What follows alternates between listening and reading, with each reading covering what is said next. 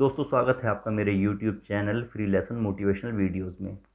दोस्तों इससे पहले मैंने लॉ ऑफ अट्रैक्शन पर काफ़ी वीडियो बनाए हैं, आकर्षण के सिद्धांत पर काफ़ी वीडियोस बनाए हैं, वो मेरे चैनल पर हैं, आप कभी भी जाकर उन्हें देख सकते हैं। दोस्तों आज का टॉपिक बहुत ज़्यादा इम्पोर्टेंट होने वाला है, क्योंकि मैं आपको बताऊं, आज मैं आपको अपना एक फ़ॉर्मूला बताने वाला हूं। ये फ़ॉर्मूला मैंने खुद ईजाद किया है, खुद डेवलप किया है, और इस फॉर्मूले के ज़रिए लॉ ऑफ अट्रैक्शन किस तरह से काम करता है वो समझना बहुत ज़्यादा आसान है।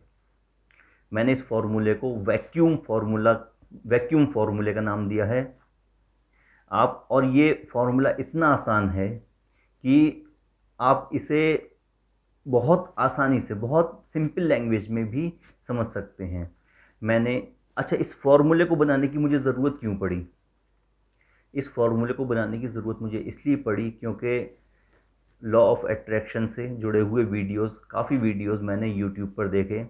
काफ़ी लोग हैं यूट्यूब पर जो लॉ ऑफ अट्रैक्शन की, आकर्षण के सिद्धांत की बात करते हैं, लेकिन कुदरत के इतने सिंपल रूल को, प्रिंसिपल को वो इतने कॉम्प्लेक्स तरीके से बता रहे हैं, और वो बताते बताते इस चीज़ को किसी और ही डायरेक्शन में ले गए हैं।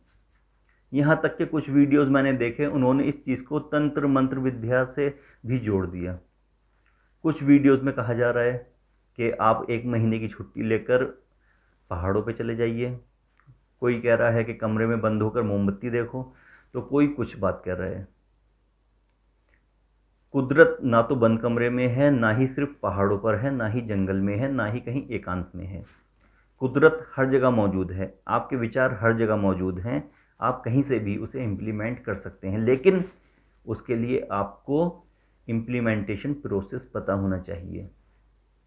तो जब मैंने और लोगों के विचार देखे, तब मैंने कहा कि ये लोग तो लॉ ऑफ अट्रैक्शन को किसी और ही डायरेक्शन में लेकर जा रहे हैं, तो क्यों ना एक बहुत आसान तरीका बताया जाए जिससे कि जो वीडियो देखने वाले हैं, मेरे सब्सक्राइबर हैं, मेरे फॉलोवर हैं, वो इस चीज़ को बहुत आसानी से समझ जाएं, ताकि उन्हें ये ना लगे कि ये पता नहीं किस तरह से काम करता है, हमारे लिए तो इसने काम किया नहीं, बाकी किसी और के लिए काम किया हो तो क्या हो।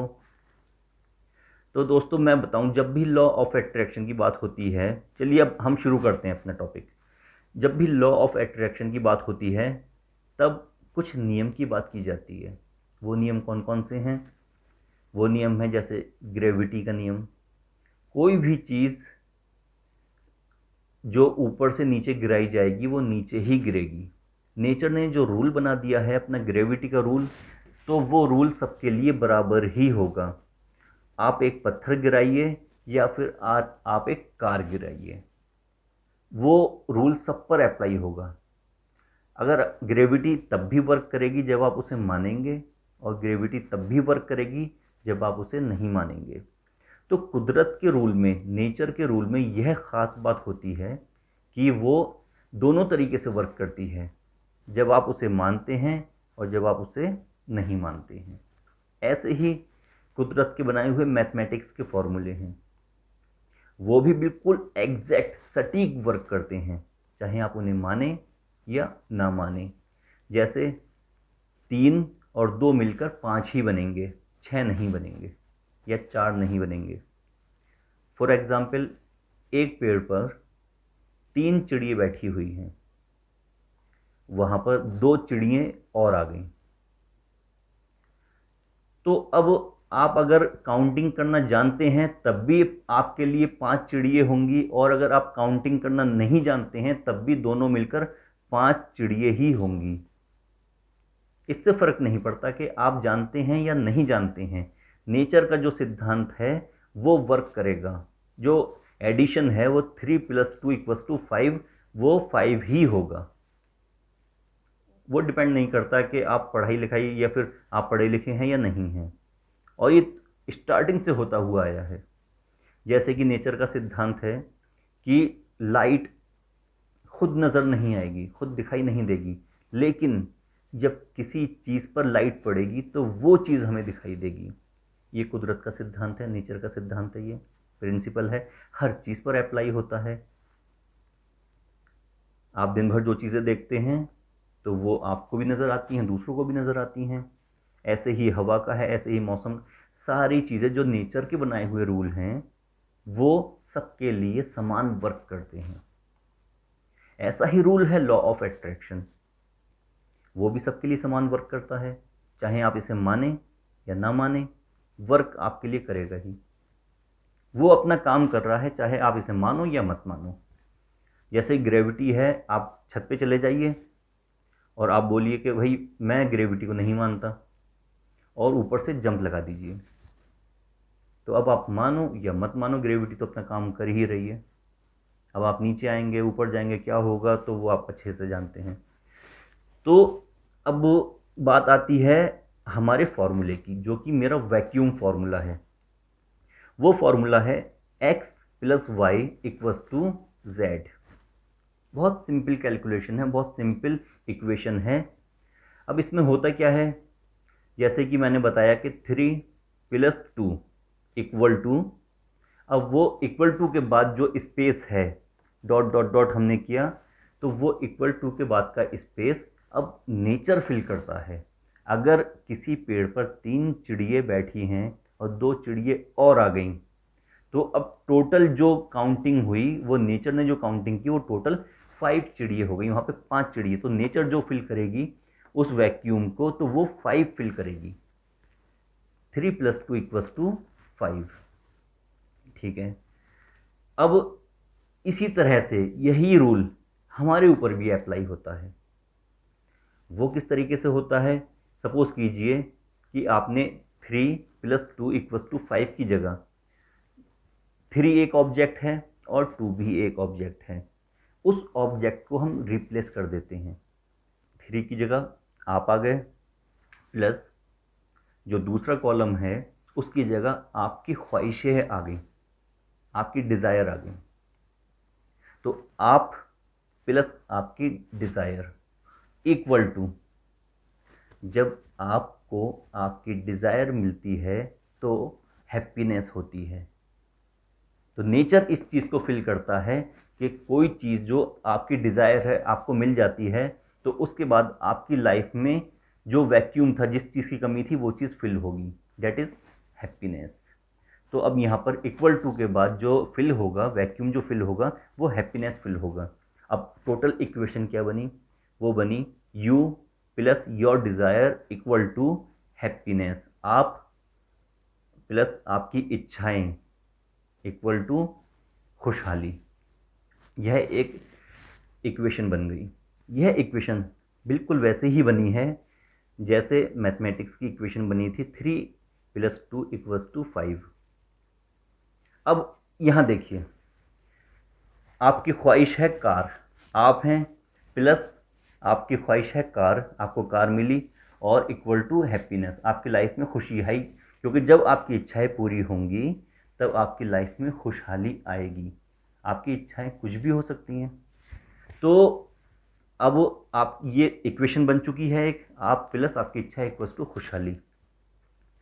और वैक्यूम कौन फिल कर रहा है, वो नेचर फिल कर रहा है।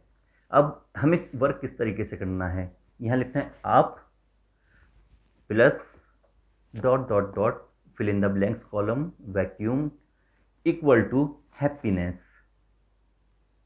मतलब क्या हुआ, मतलब ये हुआ कि आप हैं, आपकी इच्छाएं हैं लेकिन वो अभी पूरी नहीं हुई हैं, वो वैक्यूम है, मतलब एक खाली बॉक्स समझ लीजिए, प्लस हैप्पीनेस, लेकिन आपकी लाइफ में हैप्पीनेस आ चुकी है। वो हैप्पीनेस आई है जो आपको इच्छाएं पूरी होने के बाद आती, वही हैप्पीनेस आपकी लाइफ में आ चुकी है। तो अब नेचर का काम हो जाता है कि ये जो वैक्यूम है इसे फिल करे। और नेचर जब किसी भी वैक्यूम को फिल करती है तो वो इतनी एग्जैक्ट फिल करती है कि जिस हैप्पीनेस की आप यहाँ बात कर रहे हैं, तो उसी हैप्पीनेस से जुड़ी हुई ऑब्जेक्ट या जो भी आपकी ख्वाहिश है वो फिल की जाएगी। जैसे कि अगर 3 प्लस 2 इक्वल्स टू 5 हो रहा था, और हाँ आपने लिखा 3 plus dot dot dot equal to 5, तो अब यहाँ तो आउटपुट 5 आ गया है आपका, तो अब यहाँ पर 2 ही फिल होगा। नेचर यहाँ पे 2 के अलावा कुछ और फिल करेगी ही नहीं। इसी तरीके से आपकी जो ख्वाहिश है, जो वैक्यूम बन चुका है, तो यहाँ पर वो वैक्यूम कुदरत वही फिल करेगी जो आपकी ख्वाहिश थी।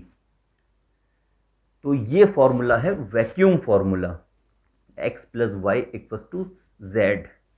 तो इस तरीके से नेचर वर्क करती है। बहुत आसान फॉर्मूला है और इसमें सबसे आसान बात क्या है कि ये प्रोपोर्शनल वर्क करता है।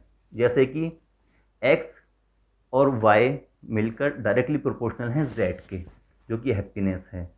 मतलब हुआ ये, अब मैं आपको सिंपल वर्ड में बताता हूँ क्या मतलब हुआ इसका। इसका मतलब यह हुआ कि अगर आपकी लाइफ में कोई चीज़ नहीं है, तब भी आपको ऐसा फील करना है इंटरनली, आपको ऐसा फील करना है कि आपकी लाइफ में वो चीज़ फुलफ़िल है और उसे पाने के बाद आप कैसी लाइफ स्टाइल जीते और कैसा महसूस करते, वही आपको फिर लाइफ जीनी है। फिर जब आप लाइफ जिएंगे तो नेचर कहेगी कि यहाँ पर आप हैं और यहाँ वैक्यूम है, लेकिन हैप्पीनेस है, मतलब किसी चीज़ की कमी है।